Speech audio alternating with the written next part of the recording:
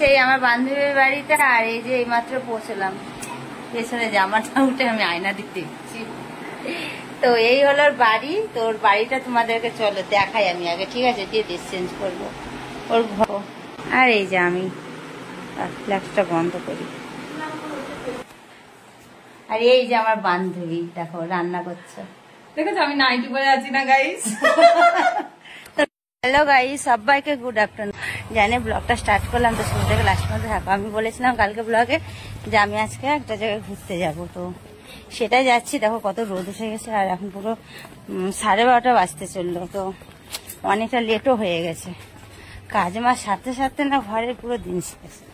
তো এখন যাচ্ছি, আমি একটু অটো ধরবো, ধরে নিয়ে যাবো। আর যে আমাদের মিষ্টু, আর আমি আজকে এই ড্রেসটা পরেছি।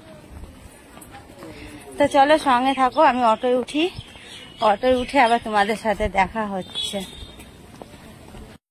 সেই আমার বান্ধবীর বাড়িতে, আর এই যে এইমাত্র পৌঁছলাম। পেছনে জামাটা উঠে আমি আয়না দিতে দিচ্ছি।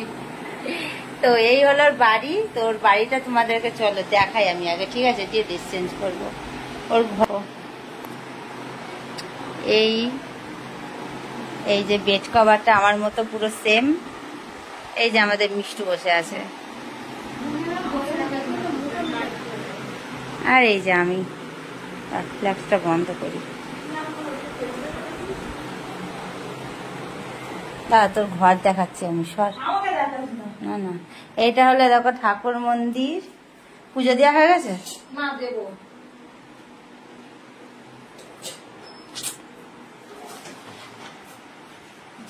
আর এই হলো ছোট্ট কিচেন।